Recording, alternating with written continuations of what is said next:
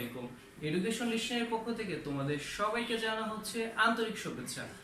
শিক্ষার্থী বন্ধুরা, আমরা যখন ক্লাস 6 এর থেকে গ্রামাটিক্যাল টপিকসটা নিয়ে আলোচনা করা শুরু করেছিলাম, তখন আমরা একটি গ্রামারের খুব ইম্পর্টেন্ট একটা টপিকস অনেকটা বছর আমরা লেখাপড়া করেছি, এবং তা হচ্ছে ক্লাসিফিকেশনস অফ সেন্টেন্স।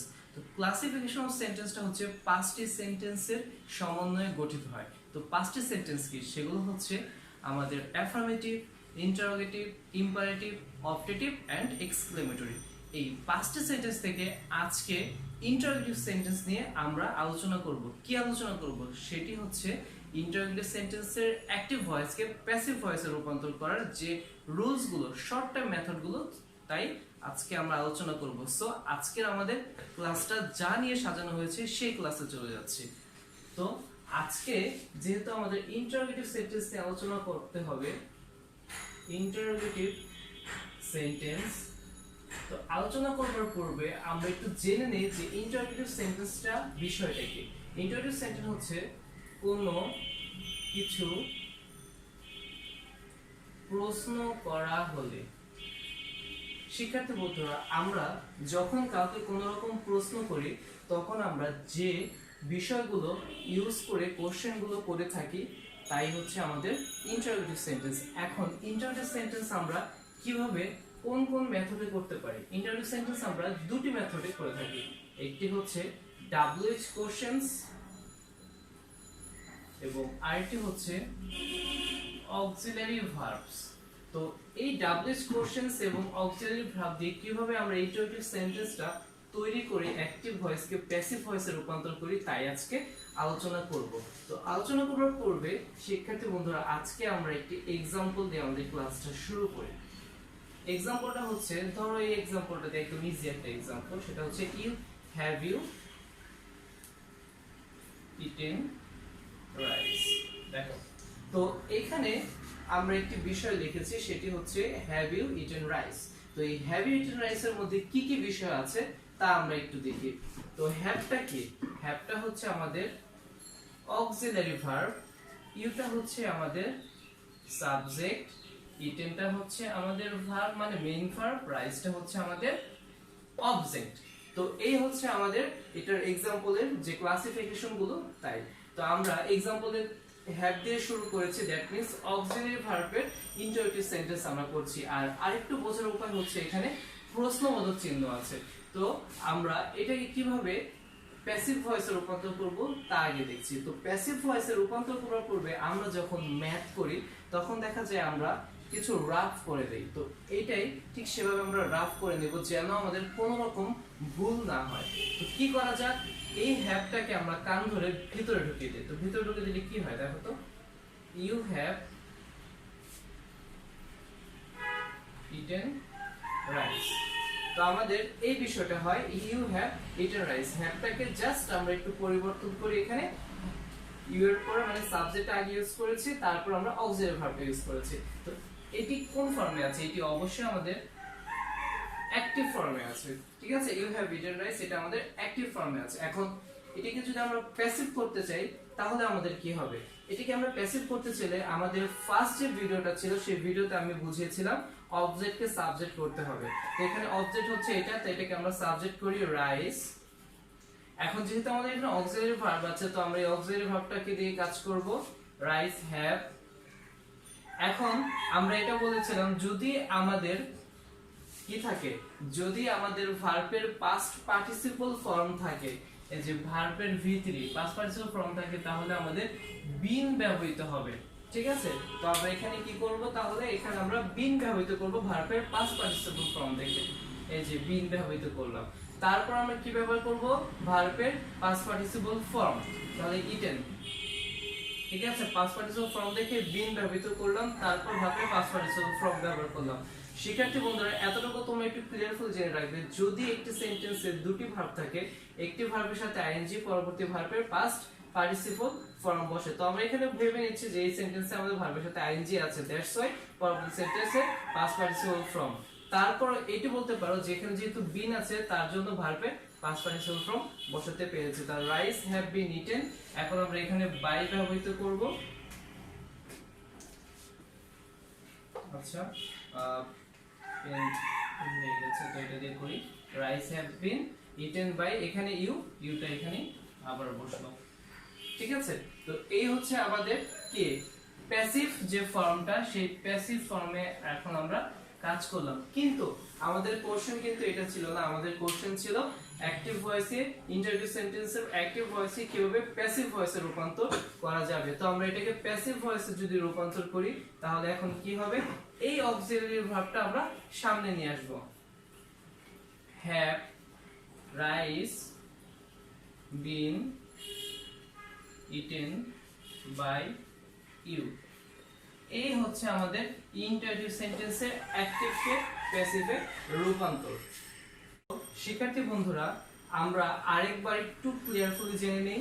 আমাদের কোশ্চেনটি ছিল হ্যাভ ইউ ইটেন রাইস, যেহেতু আমাদের অক্সিলারি ভার্ব সামনে আছে দ্যাটস ওয়াই এটা হচ্ছে ইন্টারোগেটিভ সেন্টেন্স এবং প্রশ্নবোধক চিহ্ন আছে। তো আমরা কি করেছি, ইজি করার জন্য হ্যাভটাকে আমরা সাবজেক্টের পরে ব্যবহার করে দিয়েছি। ইউ হ্যাভ ইটেন রাইস অ্যাক্টিভে রূপান্তর করলাম, দেন এটিকে আমরা প্যাসিভে করলাম। রাইস অবজেক্টটাকে সাবজেক্ট করলাম, অক্সিলারি ভার্ব যেহেতু আছে অক্সিলারি ভার্ব ইউজ করলাম।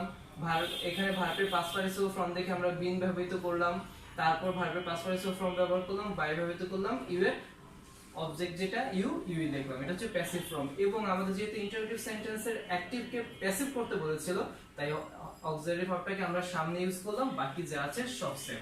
এই হচ্ছে আমাদের কোশ্চেন এবং এই হচ্ছে আমাদের অ্যানসার। তো এই হচ্ছে আমাদের অক্সিলারি ভার্ব দিয়ে যদি থাকে তাহলে আমাদের এই টার্মটা ব্যবহৃত হবে। তো আমরা আরেকটা एग्जांपले চলে যাচ্ছি।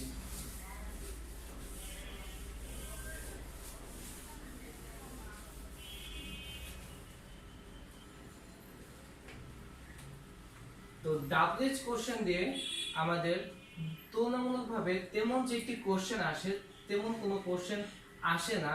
তারপরে যদি এখানে যদি আমরা লিখি suppose what is your name,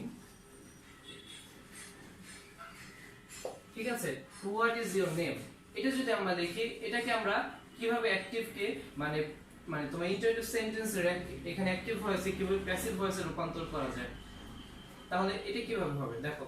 what is your name, এখন এই যে হোয়াট ইজ ইওর নেম এটিকে যদি আমরা কি করি, এটাকে যদি আমরা ভিতরে নিই তাহলে কি এরকম না, ইজ হোয়াট ইওর নেম, এরকমই তো হয়। কিন্তু এই সেন্টেন্স গুলো কখনো প্যাসিভ রূপ যে ফর্মটা থাকে সেই ফর্মে আমাদের হয় না। কারণটা হচ্ছে আমাদের এখানে অলরেডি অক্সিলারি মানে কি অক্সিলারি ভার্ব শূন্য ডাবলএইচ কোশ্চেন দিয়ে আমাদের করা হয়েছে। তো ডাবলএইচ কোশ্চেন দিয়ে যদি আমাদের তুলনামূলকভাবে করা হয় দেখা যাচ্ছে আমরা যে টার্মে আমাদের আগের एग्जांपलটা করেছিলাম সেই টার্মে আমাদের এই एग्जांपलটা হবে না। দ্যাটস ওয়াই আমরা এই ডাবলএইচ কোশ্চেনটা একটু অফ রাখি, একটু অফ রেখে আমাদের প্রয়োজনীয় যে বিষয়গুলো সেই বিষয়গুলো একটু আলোচনা করি। তো এখানে আমরা হ্যাভ দিয়ে যেহেতু করেছিলাম এবং সবচাইতে ভেরি ভেরি ইম্পর্টেন্ট যে একটি টার্ম আছে সেই টার্মটা হচ্ছে যদি আমরা এরকম দিয়ে করি ডু ইউ ইট রাইস, ঠিক আছে, এটি একটি কোশ্চেন। আরেকটি কোশ্চেন যদি দিই ডিড ইউ ইট রাইস, দেখো এখানে আমাদের সবকিছুই কিন্তু ঠিক আছে, জাস্ট দুটি ভার্ব এখানে পরিবর্তন হয়েছে, একটি হচ্ছে ডু দিয়ে এবং একটি হচ্ছে ডিড দিয়ে। এখন এই টার্মটাকে যদি আমরা একটু পরিবর্তন করি তাহলে আমাদের কি হয় সেটা জানার আগে আমরা এতটুকু কিছু জেনে নিই। যদি আমার সেন্টেন্সে ডু প্লাস ডাস থাকে তাহলে হবে আমাদের প্রেজেন্ট ফর্ম, আর যদি আমাদের ডিড থাকে তাহলে হবে আমাদের পাস্ট ফর্ম।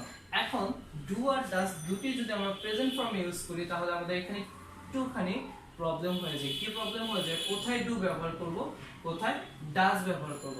তো ডাসটা তুলনামূলক সেখানেই বসবে যেটি subject singular form obviously third person, ঠিক আছে, থার্ড পারসন সিঙ্গুলার হলেই তখন আমাদের ডাজ ব্যবহৃত হবে। ঠিক আছে, এতটুকু একটু জেনে রাখো, আমরা যখন एग्जांपल করব তখন আরেকটু বেশি ক্লিয়ারফুলি তোমরা বুঝতে পারবে। তো এই ডুটাকে যদি আমরা এটাকে রিপ্লেস করে ভিতরে নিয়ে নিই তাহলে কি হয়, ইউ ডু ইট রাইস, তাই তো?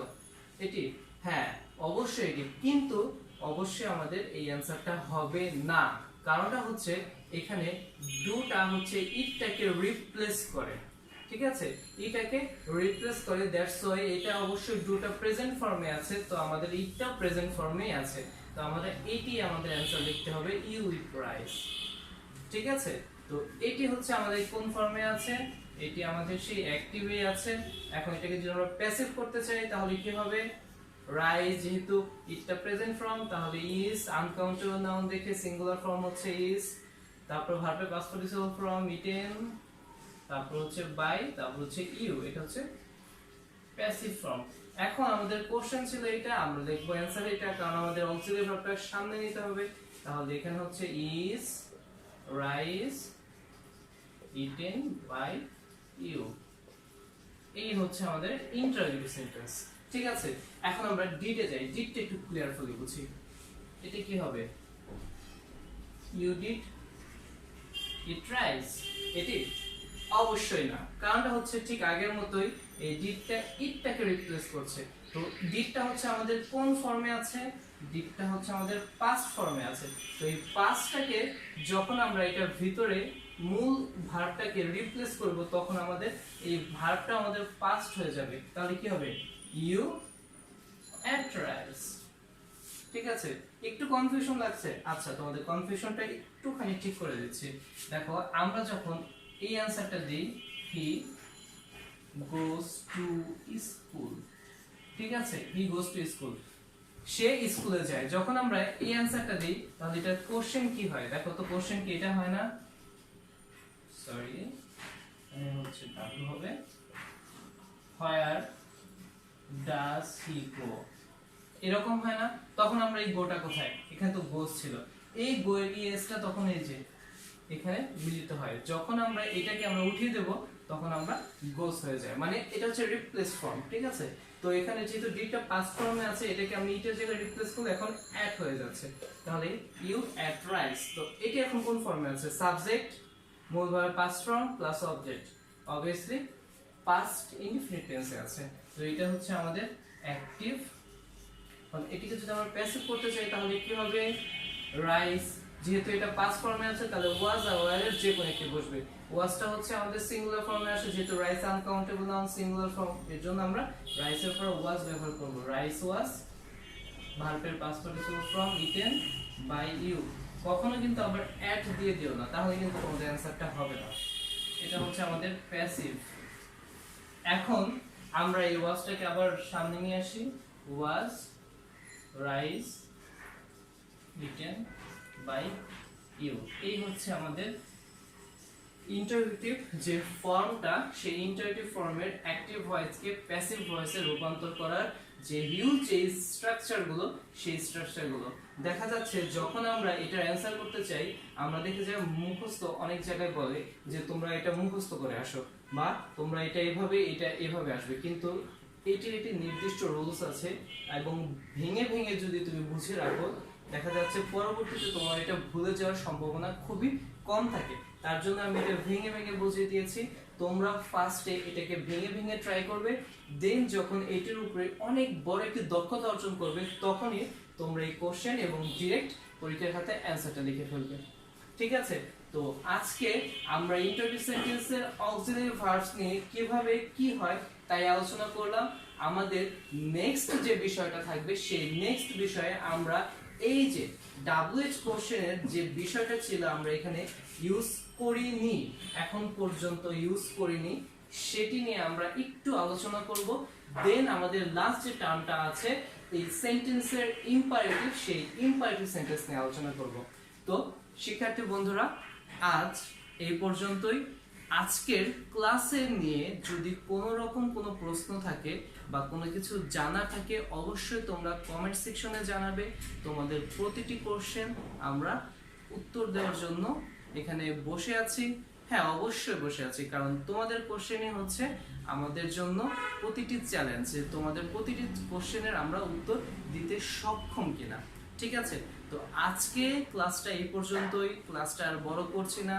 এই ক্লাস নিয়ে তোমাদের একটু যদি গ্রামাটিক্যাল প্রবলেম থাকে আমাদের প্রিভিয়াস যে চ্যানেলের যে ভিডিওগুলো ছিল সেই ভিডিওগুলো খুব ভালো ক্লিয়ারফুলি ভাবে দেখবে।